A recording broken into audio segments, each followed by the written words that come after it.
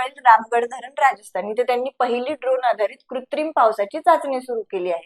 Drone आधारित म्हणजे हे रामगड जे ठिकाण आहे ते थोडस काहीसं दुष्काळग्रस्त भागाकडे येतं. म्हणजे रामगड धरणामध्ये पाणी असतं, पाण्याचा साठा मुबलक असतो, पण बऱ्याचदा काय होतं की पावसाळा गेल्यानंतर उन्हाळा येईपर्यंत पाण्याची पातळी बऱ्यापैकी आटलेली असते रामगड धरणातील. त्याच्यामुळे जयपूरमधील लोकांना पाण्याचा तितकासा जो पुरवठा आहे तो होत नाही.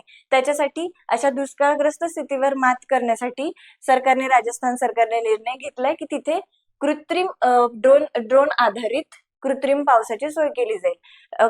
काय होतं बऱ्याचदा काय व्हायचं याच्या आधी की विमानांद्वारे ते जे क्लाउड सीडिंग असतं ना, क्लाउड सीडिंग मध्ये काय होतं की ढगांमध्ये विशिष्ट रसायने सोडली जातात. त्याच्यामुळे काय होतं की बाष्पाचं रूपांतरण बर्फामध्ये केलं जातं.